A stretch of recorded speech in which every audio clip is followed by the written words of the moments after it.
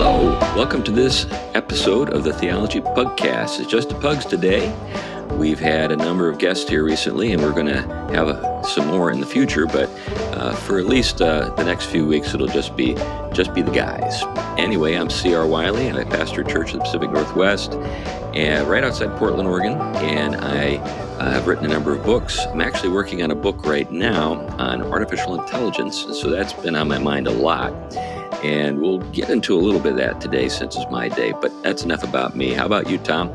I'm Tom Price. I'm a theologian, Christian ethicist. I teach both at Gordon Conwell Theological Seminary. I've been working on a long-time project, which will see the light of day, and it will include technology, but it's definitely related to Christian ethics and a lot of the things that the technological world challenge us with. Great. Okay, Glenn, why don't you introduce yourself, and then I know you have something else you wanted to say.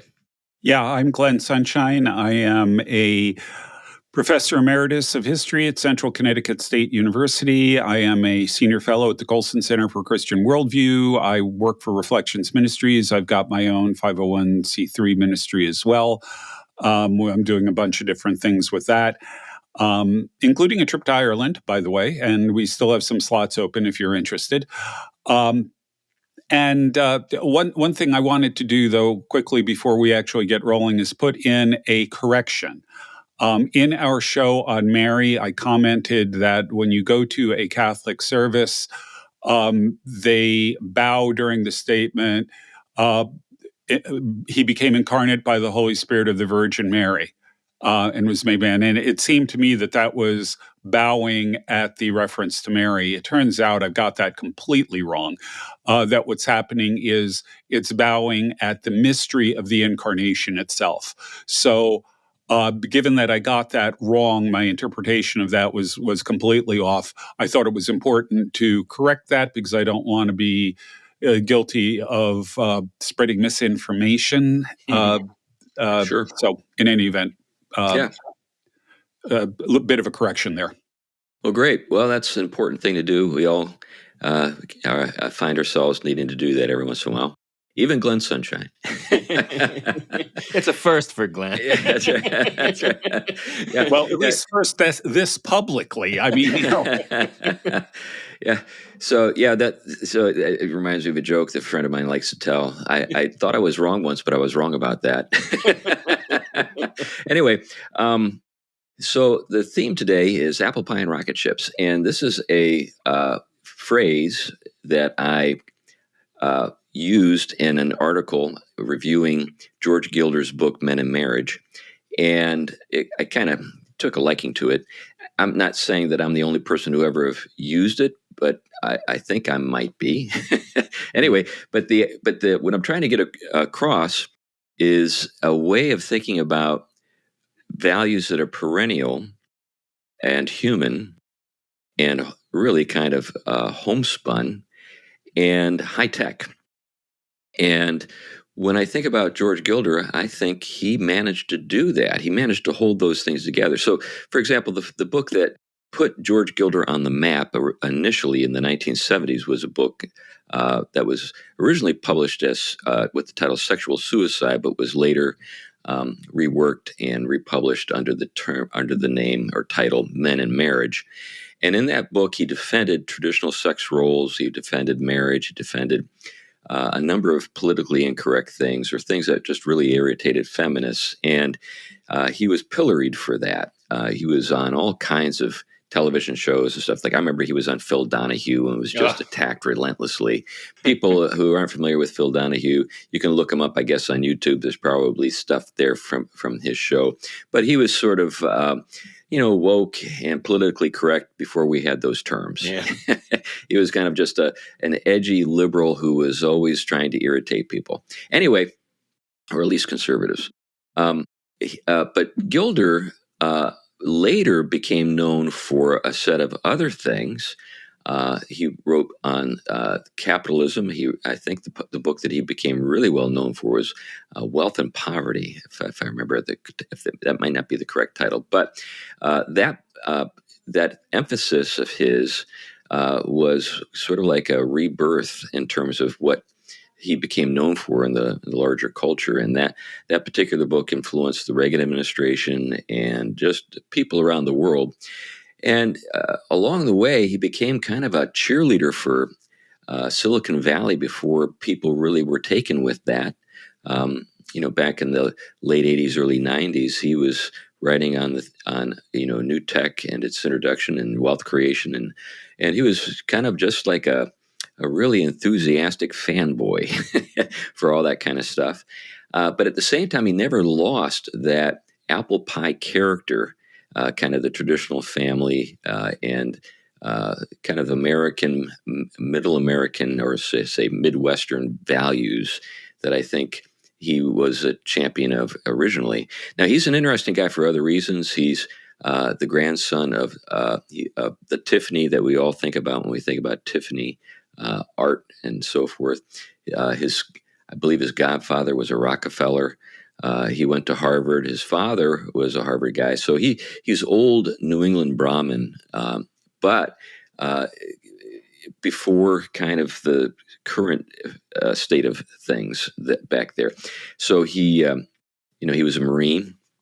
I think I mentioned that, but there was a sense that the old aristocracy had that military service was sort of a finishing school for public service in various dimensions of life, and not just politics, but even business and the arts.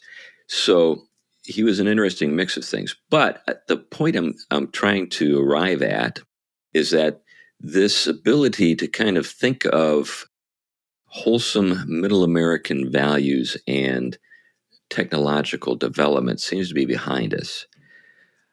Maybe it was the early '70s where we had all that dystopian science fiction, things like Planet of the Apes and, Soylent Green and, all that kind of stuff. And then that was my childhood. That explains a lot. Yeah.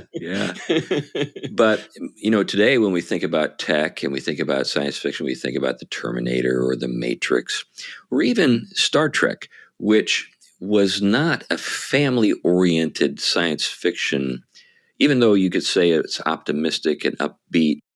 I don't know if you can think of much emphasis on family life at all in that show. You got a bunch of single people, or at least married people who aren't at home, traveling throughout the universe, and that's pretty much what they do. So there aren't any little kids. There is no sort of home life to speak of. And certainly you don't see anything like that with regard to that dystopian fiction. I mean, you think about something like, say, Blade Runner. It's all grim, post-human almost. Technology has colonized human beings and dehumanized them.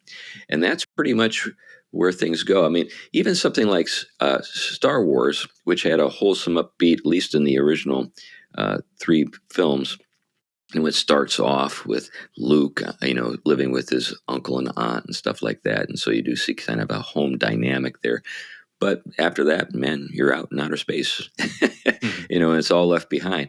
Now, I contrast that with other things, other shows even. For example, I know it's tremendously campy. It's a tremendously campy show. You know where you're going. But Lost in Space was centered on a family. And it was kind of Swiss Family Robinson in outer space, right? And yeah, it was goofy and that kind of thing, but at least it was family centered. You had kids, you had mom and dad, you had, they were in a spaceship, and you had a goofy castaway and Dr. Smith, and you had the robot and all that kind of stuff. And then, where they went, it was just beyond the realm of sort of the conceivable. I remember when the ship was originally lost, there was this scene where there's this phone call from some, bureaucrat at NASA calling the president. And he says, that the ship is lost. It's no longer in the galaxy. And I was thinking, you realize how large the galaxy is. Man, that must have been an incredibly, powerful spacecraft. And I think it was set in the 1990s. The show was supposed to be set in the it's just kind of crazy. But anyway, but then, you think about other writers like Rod Serling or Ray Bradbury. And even though their writing would sort of enter into the realm of the paranormal and the weird and some really creepy themes, there was always a sense of wholesomeness sort of at the core to what they were up to. Um, and there was a sense that, you return home. Like if you think about Bradbury's Dandelion Wine, his short stories about a summer, I think in Indiana or Iowa, where it's just one day after another, of course, over the course of the summer in a small town.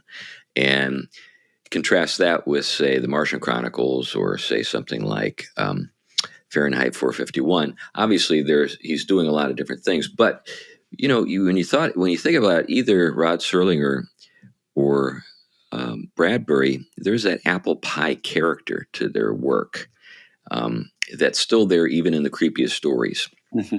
Yeah. So anyway, the reason why I'm interested in exploring this is, as I'm working on my book on artificial intelligence, I want to end with a chapter entitled "Apple Pie and Rocket Ships," because most of the book is sort of dealing with the dehumanizing potential of artificial intelligence, and I don't want to end just on that note. I'm not a Luddite. What I want to do is at least provide a sense that there is a bright future possible if we can bring apple pie with us into the future. So apple pie obviously stands for that. And not artificial apples as apple flavoring. That's right. That's right. Or Apple Corporation. I mean, That's right. That's right. That's right. Yeah, thinking of that, that's a whole other matter, but I do think it ties in. So anyway, I just throw that out there for you guys to initially respond to. I know I'm kind of just coming out of left field to you on this matter, but any thoughts that maybe come to mind? You want to start, Glenn?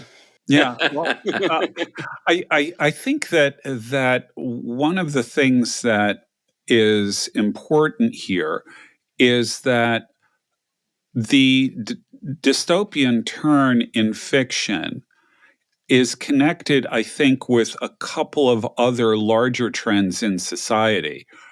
We can look at the Vietnam War and disillusionment that comes from the Vietnam War. But more to the point, we've gotten to a stage in the recent past, the last decade or so, where I don't think we even know what it means to be human anymore. Right. And without recovering that, well, we don't know what it means to be human anymore. We distrust all narratives. So we distrust particularly the narrative of Western civilization, which means that all of our ideas about rights and things like that are viewed as camouflage for a power play by somebody. Mm-hmm. There's a whole host of things like that. This is what's behind, I think, a lot of the dystopian stuff that we get. It's behind the meaninglessness that people feel about life. The crisis of meaning was something they were talking about a few years back. It's behind, I think, the antinatalism that we have. Mm-hmm. It's behind a host of different things. And I don't know how we move into apple pie again without dealing with, without dealing with these really fundamental issues that are at this point rather deep set in society, that have been indoctrinated into people for a generation or two now, maybe three. Right. Yeah, I think.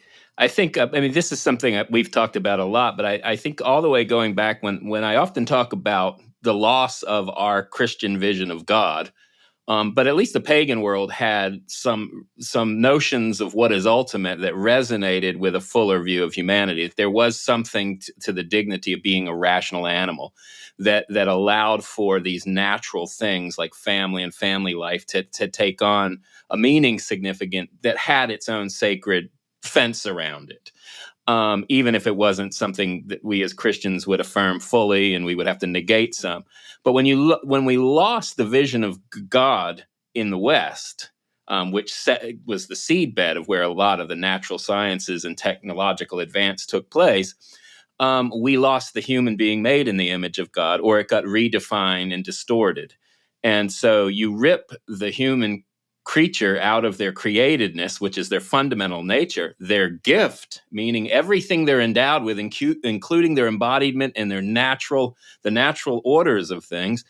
Once that becomes insignificant, the embodied life and the embodied relationships, well, then they can be engineered with, they can be played with. And I think here's a great quote. George Grant, the famous Canadian George Grant, not our beloved friend George Grant, says, failure to grasp human creatureliness will result inevitably in a reduced and instrumental understanding of nature and in the reduction of the world to a mere environment. And then, of course, what goes along with that is that you're moving the technological paradigm, the approach to bringing nature under our dominion, and we start applying it to ourselves as individuals, into family life, into social life, into political life and economic life, to the point that these things become the product of our engineering rather than that sacred fence being around them. And so getting a hold of that sacred fence and why it should be there is of utmost importance to this recovery. Yeah, I think that term sacred fence is really a good one, Tom, because I do think that we need something that provides a barrier to the inhuman or sort of the intrusive character of some of the tech that we've been developing. Yeah. So law is something that does that. I mean, we just had Jeff Schaefer about law, and one of the things I brought up is that even in evangelicalism, or maybe this is characteristic of much of evangelicalism today, there's a real discomfort with the law. Yeah. Even in reform circles, where grace has become so capacious that we've lost sight of the fact that you need law for grace to be grace. So, but well, law in many ways is that sacred fence. That's what is being protected by those laws. And even what we look at as laws as judgment or condemnation are only such because we need that kind of fence dug in that deeply until grace takes on that fuller ability in our lives to internalize and enact it. Right. Well, just think about how we think about, say, Sabbath, and what the Sabbath is intended to do. The Sabbath was made for man, not man for the Sabbath. We got it. But does that mean that it's like oppressive not to be able to run out and grab a gallon of milk because the store is closed? I mean, would maybe planning ahead have been a good idea? I remember when people actually would do that, would say, well, the stores are going to be closed tomorrow. We better go out and get something tonight on Saturday. Otherwise, we won't have what we need. Yeah. So it's not the end of the world when the stores aren't open on Sunday. Right. In fact, it's a great service. Yeah. But this gets me back to this larger point of, we need some boundaries, and where do we turn, and how do we justify those boundaries? Now, another thing that's an interesting wrinkle to this, I do think we right now in the American right have an alliance between apple pie and rocket ships. And what I'm getting at, of course, is kind of the MAGA people, who I would say are a kind of apple pie movement, and the tech bros, who are rocket ships, but a whole lot more than rocket ships. So I'm not saying those are pure types. I'm not saying that everybody in the MAGA world is wholesome, and I'm not saying everybody in the tech bro scene is just about rocket ships, and we don't need to worry about other stuff they're up to. Both groups are mixed, but I do think if we're going to have a long-term recovery of national conservatism and even a Christian ethos in our culture, we're going to have to find a way for these two groups, which maybe have kind of an oil and water character to them, to sort of coexist in the same glass. Otherwise, we're going to lose. In other words, the reason why we won. The reason why national conservatism won was because of that alliance. The tech bros couldn't have won without MAGA, and MAGA couldn't have won without the tech bros. So we got to figure out how do we look to the future in a way that preserves the interests say, apple pie America. And I do think that there is a kind of uh, acknowledgement among those guys that woke math, for example, doesn't work. Mhm. And if you're going to raise healthy new engineers who can actually perform the work, they need to grow up in stable home environments with mom and dad. Yeah. Now, some of them may be willing to experiment with dad and mom and or mom and three dads, or whatever. With as we were getting into the stuff that Jeff Schaefer was talking about, but I think generally speaking, that's stuff that even those guys are a little bit, they've got questions about. I've not heard them talk about those questions, but I think particularly with Elon, even though his personal life leaves a lot to be desired, um, he makes statements occasionally that give us a sense, give me a sense that he kind of gets it, even though he's not gotten in his own personal life. In other words, he's left a trail of children behind it with mothers who he's not married to. Now, maybe if we brought in polygamy, he'd be happy to marry them all. I don't know, but but anyway, Keep adding to his tribe. So. that's right. I would hope that he would learn from the experience with his first son. Yeah. That when dad is not around, it's not a good thing for the kid. Yeah. Because he was absent, and in his absence, this kid was trans. Yeah. But anyway, any thoughts on any of that? Yeah, I have seen some indications that the upcoming generation is turning back toward traditional values. Right. Now, the problem with that is that you remember in the 80s where it was the age of the yuppie. That was in a lot of ways a reaction against the counterculture of the 60s and 70s. And the return to traditional values may be a reaction against all of the chaos that we've just seen. Every generation rebels against the generation in front of it. So it may be that a return to traditional values is just a rebellion against what came before it. The question is, what's underpinning that return? Is it just, we don't like what they were doing, so we're going to go back to this? Or is there something more substantive there? Because again, without the foundation in understanding what it means to be human, for example, the return to values isn't going to really help. It may improve some things, but it's not going to really solve the problem. Right.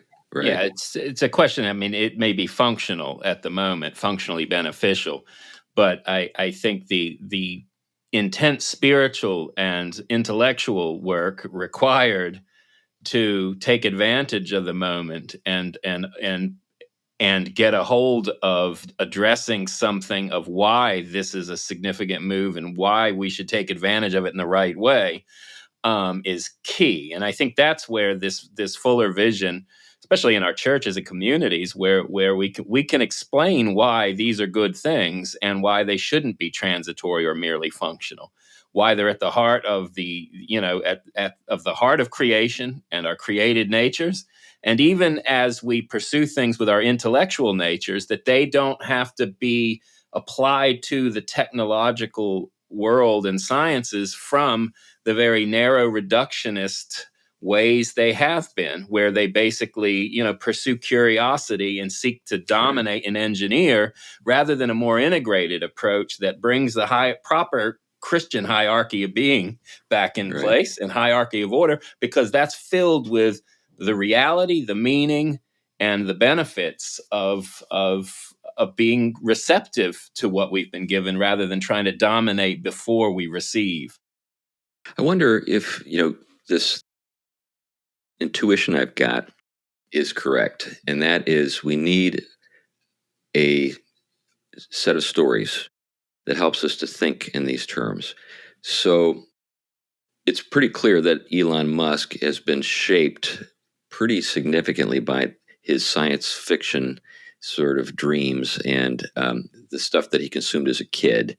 It's all the stuff he names stuff after stories and characters, yeah. and stuff like that. So, and I think that's true for many of those guys. I think that there really is a sort of a Venn diagram that we could draw with regard to the tech itself and so the science, but then what inspires the questions, why do these guys go in the directions that they go? I think about people like Arthur Clarke or Isaac Asimov. I mean, obviously with Asimov and his iRobot stuff. And there was in both of those writers a strong transhumanist sort of theme that ran through their work. So, if you think about Childhood's End with Clarke, or if you think about The Last Question, which was a short story by Asimov, in which literally human race creates God through artificial intelligence. So, in the course of it's a short story, it's not very long, but in the course of the story, over the course of millions and billions of years, the artificial intelligence that has its origin in the 20th century literally is the last thing in the universe when everything winds down, with entropy. And then the last line of the story is, let there be light. And guess who the God is of the new universe? It's the God that we made.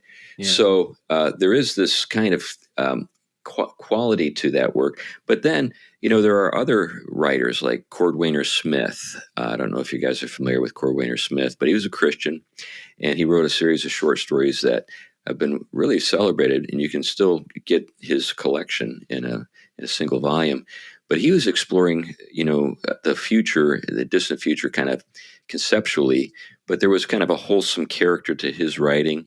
Or if you think about Alan Dean Foster, who wrote for Star Trek, Classic Trek, but also has a really interesting story entitled With Friends Like These. And in that story, this is kind of fun. Let me just kind of summarize the story for you quickly, because it is kind of an apple pie meets rocket ship story.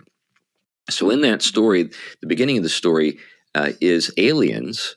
There's this alien federation that does not include human beings, but human beings are legendary in their history because human beings were a people or a race that was kind of the master race in their history, and had to be defeated because of the prospect that human beings would take over the galaxy, because they were just so warlike and so good at doing what they did.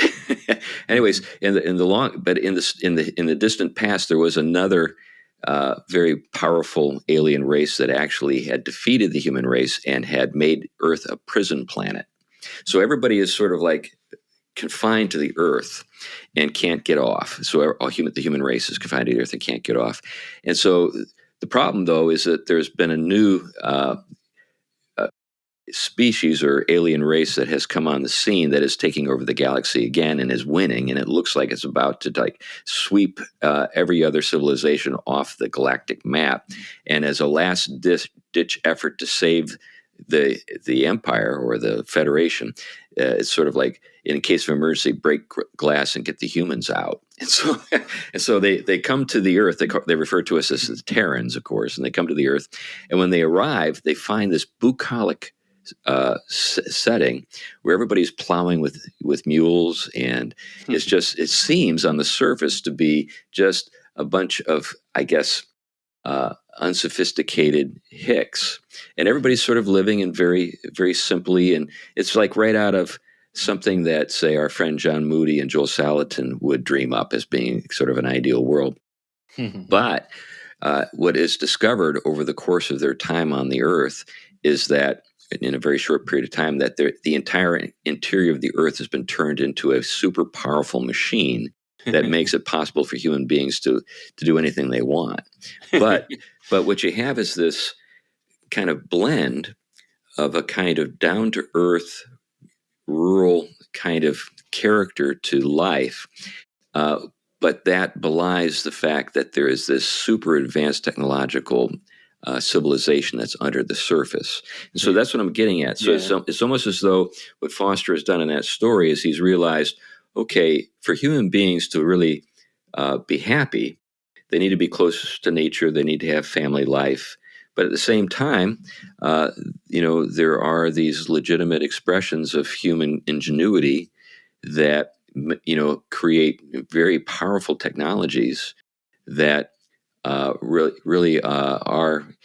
kind of earth shaking. But so at the way the story ends. So here's how the story ends. So the reason why the Earth has been uh, cut off from the rest of the universe is because there was a force field that was put around the Earth that was stationed on the moon.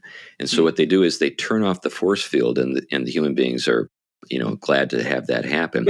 And then they say, yeah, we'll help you out. And and then the entire Earth turns into a spaceship that can go faster than light.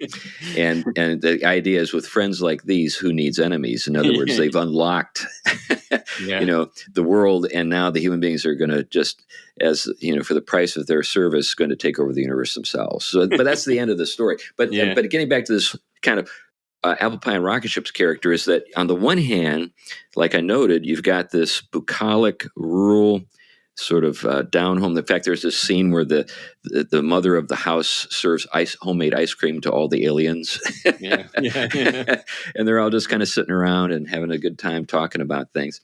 But anyway, then there's this other character to the story, this other feature, this high-tech feature. And is it possible for us to pull together things in reality that way? Or is that just a pipe dream?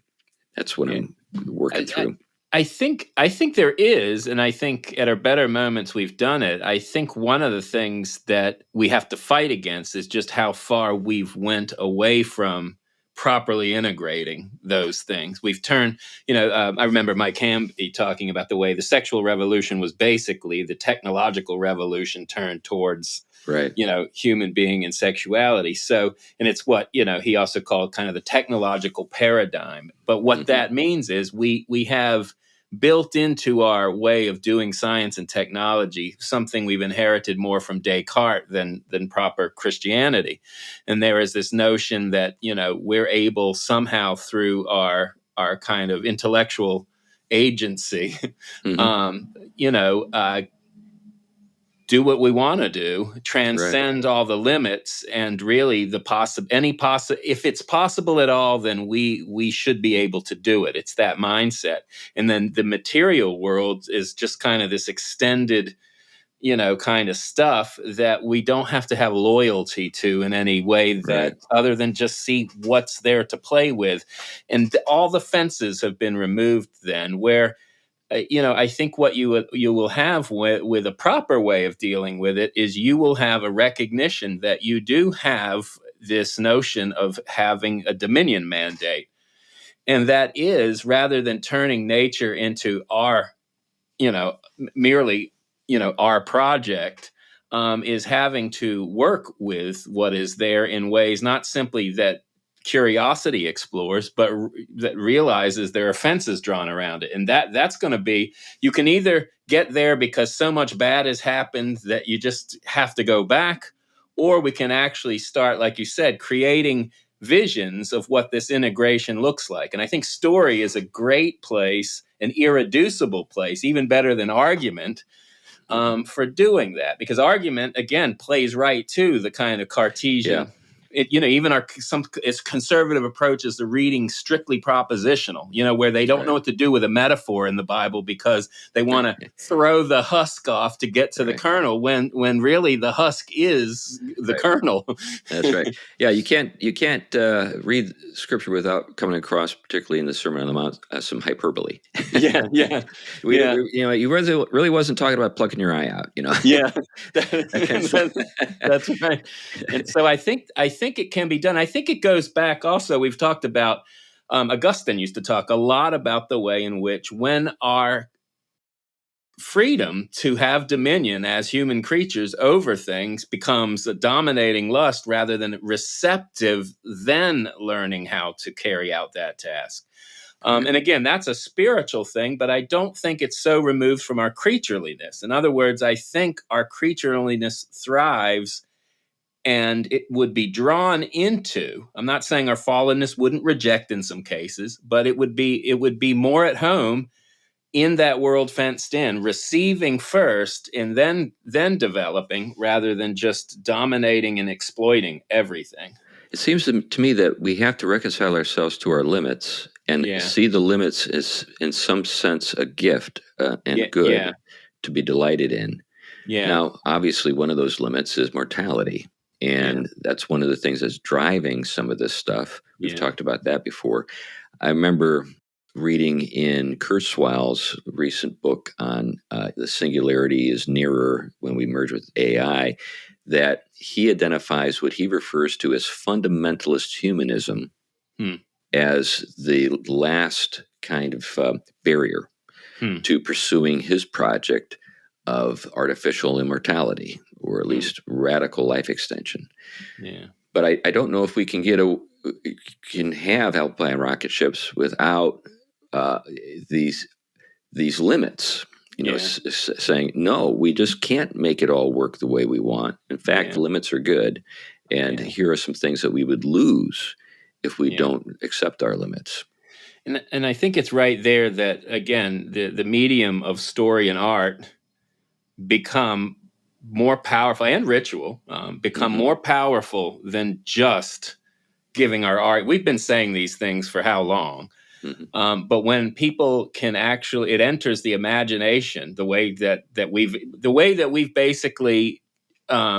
basically become habituated into the technological paradigm of dominance, we can begin to unwind that in a more integrated view. But I think you're right. Writing stories appeal to the imagination. These things that are not reducible to the technological paradigm. Hmm. Hmm. These are where the fullest depth of meaning is tied, and Right. I think we have the advantage of Glenn's talked about it enough, and Geit and others, the way in which the very notion of logos and word bound up with language, poetry, and all these rich things. These things are usually what get bracketed out of a Right. hyper scientistic vision. And yet we're screaming, wait, you don't just leave them out because they're pretty and they're nice. It's Right. because they're part of what an integrated vision would look like, where we still use our intelligence, but we don't take it from this rich meaning world given to us in creation and redemption. Right. Right. Yeah, I'm reminded of the guy who was at the University of Chicago. He and his wife, Cass. Oh, Uh, yeah. Amy Cass. What was his name? I'm just drawing a blank. But anyways, they wrote a book entitled "Or to Or," celebrating the Mm, interdependency of men and women. But he was on the President's Council of Bioethics. He might have chaired it. So Leon mm. Cass. It was Leon Cass. Yeah, yeah. Yep. And I remember he, to start the work of the committee or the commission, had everybody read some poetry and some stories, and the scientific people were just kind of appalled that they were required to spend time or waste time reading stories Yeah, and that kind of thing. They just wanted to talk about rules and the science, right? That yeah, kind of stuff. That's yeah, that's all they could do, and that's why those people are so, I guess, one dimensional. Often they are just kind of and kind of naive about a lot of things. So I guess that's the creepy thing about a lot of those guys yeah, is they're like half men. They're just there's a half of them that just never developed. They're just all about their sort of pursuit of technological uh, you know uh, power and development, and yeah. don't have any sense of anything sacred or even wholesome that they seem to be connected to. Yeah, it's a complete giving over to the vice of curiosity. I mean, that's Yeah, I remember the for show the you did on that. intellectual appetite. Yeah, Yeah. yeah. Yeah, But, ultimately, a lot of it ends up reducing. I mean, there's something I ran into on X the other day where somebody was saying that we no longer have any need to read books. We can have AI digest them and reduce them to the essential points. And since the AI will know about our personality, it can actually give us the action items we need on the basis of this distilled information. Right. It's reducing everything to epistemology and utilitarianism. Yeah. And it ignores the fact that reality is a whole lot bigger than that. Yeah, a lot richer. Yeah, it's not something that just gets summarized. Yeah, the problem with there are a number of problems with AI. I mean, for all the things that it's going to be helpful for, there is a real atrophying, or at least it accelerates the atrophying that's already occurring when it comes to what we're getting at here. This sort of regard for a meaningful and rich created order. Yeah. I just read something this morning as a study. It was a study, I can't remember where it was conducted, but it's a scientific or a social science study. It's actually kind of a blend. It's sort of social science meets computer science. And these people were, in this particular study, looking into the prospects of what they refer to as knowledge collapse. And what they mean by that is that they're drawing a parallel between model collapse, in which AI, because of its self-recursive character, gets dumber and dumber because it's reading its own dumbing down of things. but knowledge collapse is when sort of the long tails. When you think about a curve, when you think about a bell curve, you've got tails that go out in both directions, and then you have the center, and the center is where obviously you've got the most material, and that's where you have the greatest consensus. But that's where AI goes all the time, and over time, there's the possibility that human beings will lose even any awareness of what's at the extremes, the tails. And that's often the place where new things develop and new technologies even are created, is that in those areas. And it's important to not lose those, because in the process we might impoverish ourselves. And that's what they're getting at with knowledge collapse. We'll end up, it's sort of like when you think about, the diversity of species and how we're losing, many forms of life kind of at the extremes, right? Yeah. We still have plenty of cows, Yeah. but there are certain. It's not eggs, apparently. Well, byproduct. That's right. Right. Anybody who's invested in backyard chickens is feeling vindicated right now. But anyway, but yeah, we have people who are just utterly unreflective when it comes to the use of AI. It's the latest gadget, it's the latest gizmo. Yeah. They have no ability to evaluate its strengths or its liabilities. They just throw themselves into it, and are carried along. This is what I there's kind of like the technological imperative, which actually plays out in a moralistic sense. They actually think that people who don't enthusiastically adopt the latest technology uncritically are somehow morally I guess lacking. They're not, because they have this. They really do believe in progress as a moral imperative, and that it's kind of got its own momentum. And if you're not being carried along by that momentum, there's something wrong with you morally. Whereas the real issue is, just because we can do something, should we? Yeah. Which is a question that doesn't get asked. Which is a great line from a film that's exploring the problem of getting carried away with your tech, right? Jurassic Park. Yeah, and we see it, of course, in the field of education a lot. And like you say, one of the things that attracts a lot of people to it, especially people who teach in the regular elementary grades, is lesson planning is made so much easier. Yeah. And they spend hours doing it. And those are things they consider just kind of tasks that they'd be happy to have lifted. But what happens is, as we start saying, oh, it can do this, then it's like, oh, well, why can't it do this? And God forbid it produce a lecture for someone or an outline. And that's why, like I said, I don't even put it on my computer, because I don't want to get to a place where, oh, it did this for me, now I want it to start doing this. And I think that it's similar with the students. I have to come up with creative ways to make sure they're doing work that isn't having them turn to tech to do it.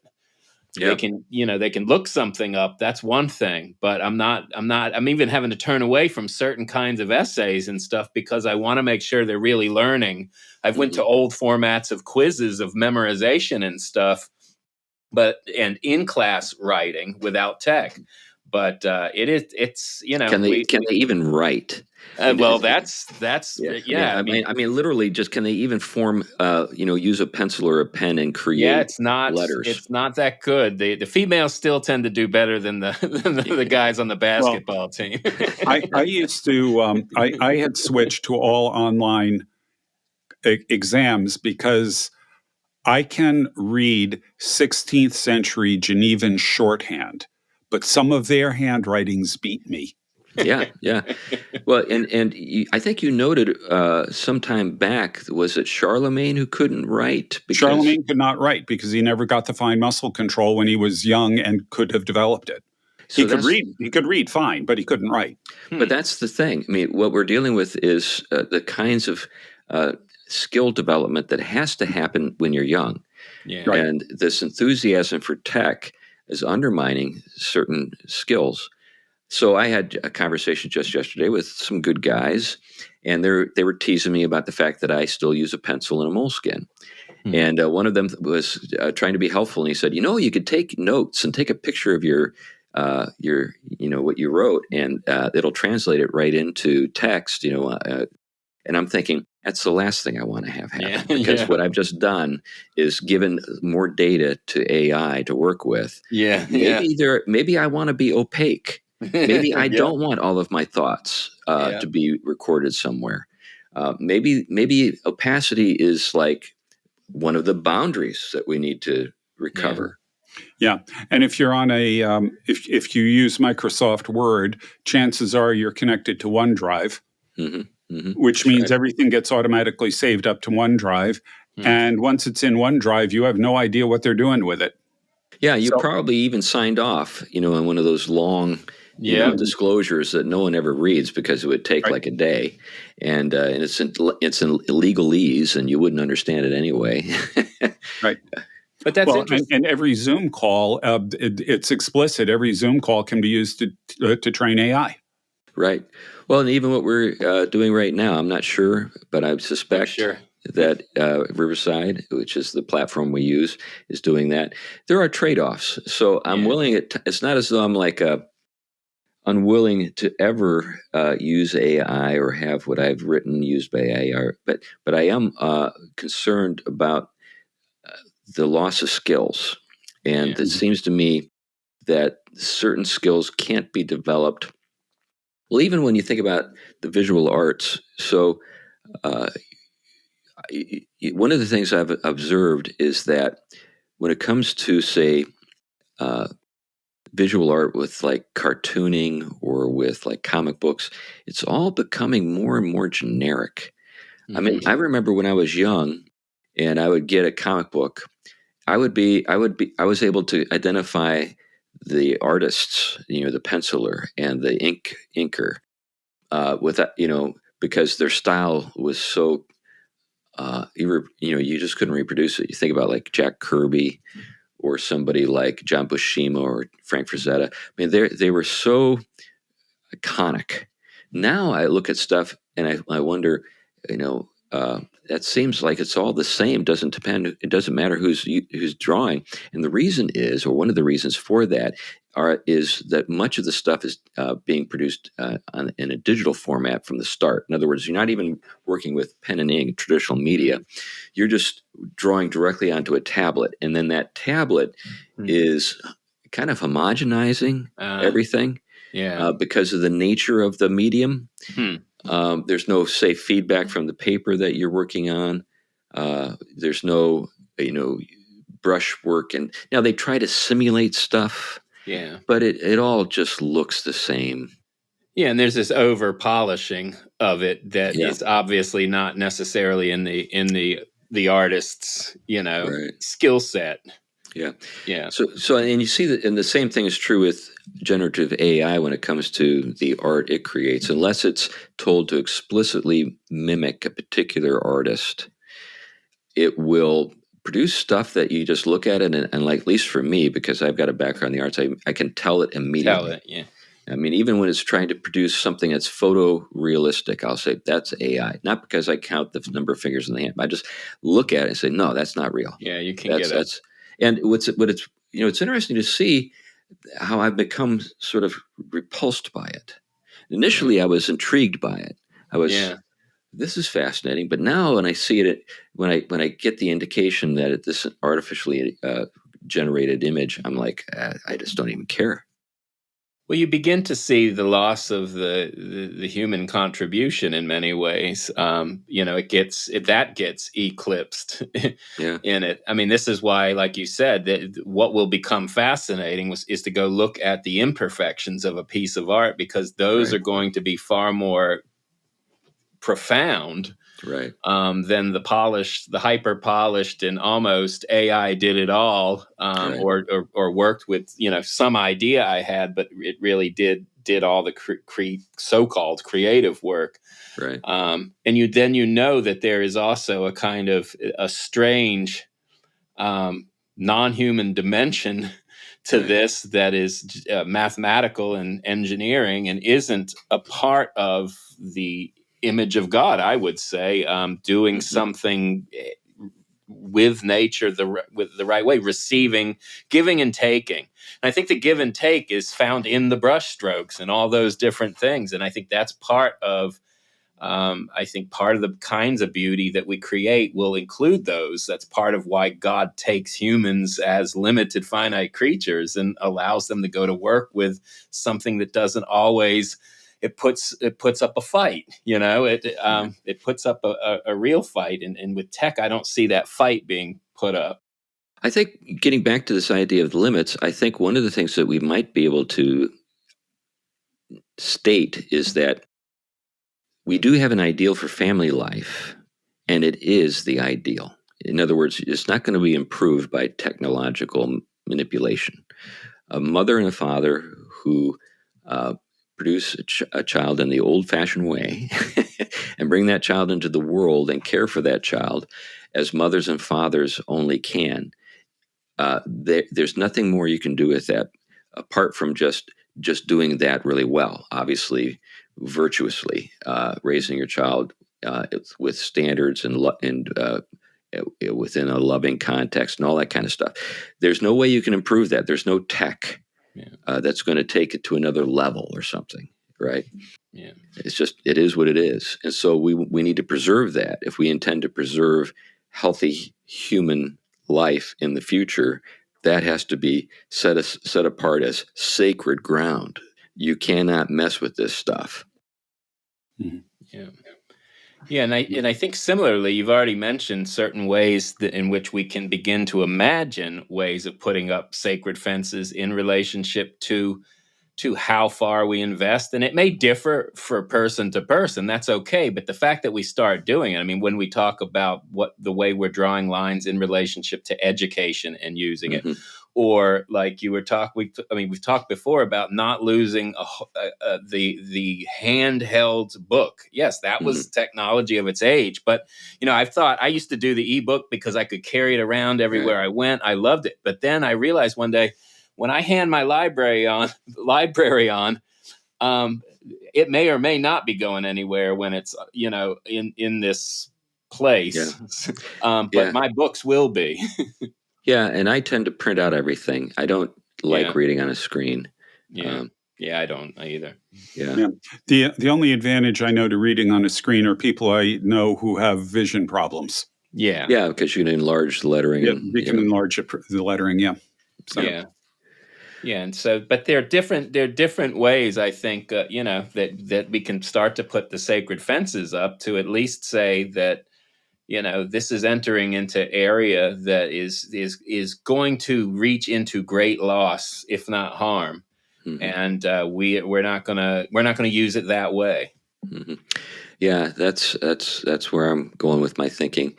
So if I'm able to produce a short story that can be part of this final chapter, that's what I'll try to achieve, is in some sense to artistically present.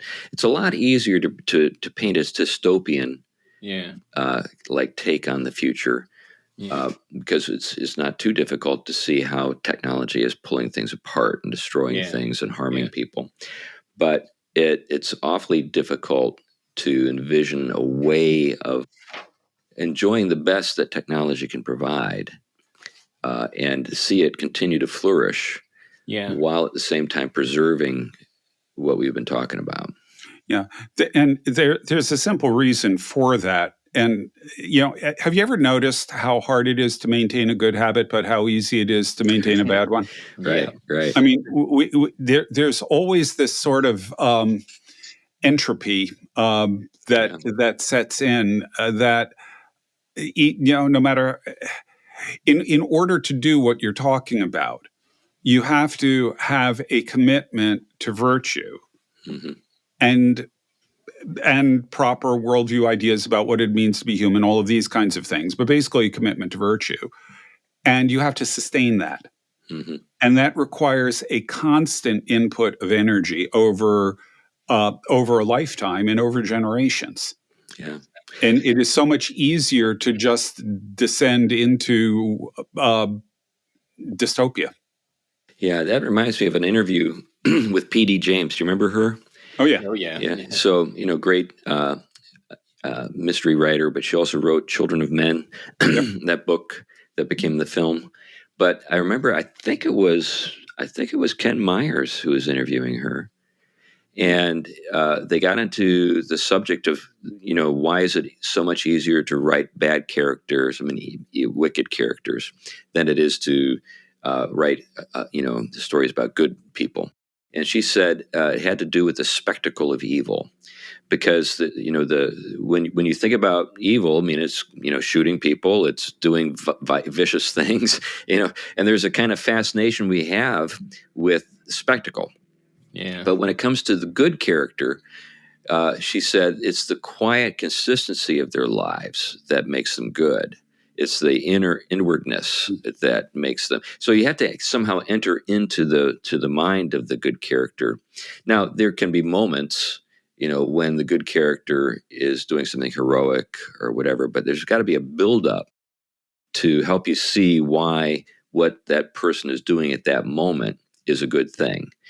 So, for example, a fight, can be appealing when both characters are bad. You can't have the kind of physical conflict that I'm thinking about if both characters are good, or at least have the possibility of reconciling their interests with each other. But if a good character is going to engage in a fight with a wicked character, then there has to be some sense that you have that he's a good person or she's a good person. And the only way that you can kind of get that across is through the sort of subtle work of describing daily life, the interior of the thought process, what's going on, why a person does what he or she does. And that's laborious as a writer. But you're reaching, well, it's similarly, it's similar. I in writing, in the constructive task of doing theology, not simply repeating what your favorite, what de Lubeck said, which for all the great things he said, the actual constructive task requires getting into those kind of depths that other than being superficial, it requires a lot of hard, rigorous, imaginative thinking.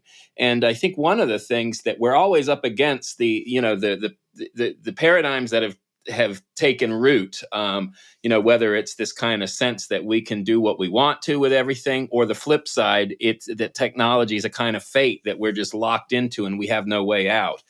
And so I think, like you said, the things like story and narrative and the rich dimensions of that, even in scripture, the kind of its narrative forms and its metaphorical and non-reductive uses of rich language, they're after depths that aren't easy to get out. Depths of Right. the human and depths of relationships and depths in creation beyond the surfaces. And it is going to require a lot of, spirit generated capacity to see this depth and articulate it. But I think what you're up to is exactly right is the right track. It's the only way to have an integrated vision, and we have to get a hold of the imagination, and stories and the arts and things like that are essential to, I think, our Christian way of doing it. Yeah, yeah. One of my friends, when I mentioned to him that I wanted to do what I'm working on, apple pie and rocket ships, he more or less interpreted what I was saying as a sort of visionize, or sort of being a visionary and trying to, like, maybe make prophecy about the future or something. I was like, no, that's not. I just want to give somebody a way of thinking about these things that helps them maybe find a way through all of this pressure that we have to dehumanize, so forth. Anyway, anything you want to say as we wrap up, Glenn? No, it's an interesting topic, and unfortunately, my money is still on dystopia. But it would be it would be good if there could be a kind of revival that would lead to something like this. Well, I hope that's the case. Anything else you want to say, Tom, as we wrap up? As long as it doesn't end up with a reiteration of like a Dostoevsky kind of. He's far too sophisticated for me. But he was released reaching for how thick and complicated things are. Yeah, my fiction has more of the kind of the Twilight Zone character. Anyway, thanks a lot for listening to this episode of the Theology Pugcast. We really appreciate you, and we hope that you appreciate what we do. And if you do, you can become part of the team that supports the program through becoming a Patreon sponsor. We could use a few more to keep the bills paid, and there's a link in the show notes. We encourage you to check it out, and hopefully you'll be inspired to become an ongoing supporter of the show. Anyway, that's enough for now. Thanks a lot, and bye-bye. Bye. Bye.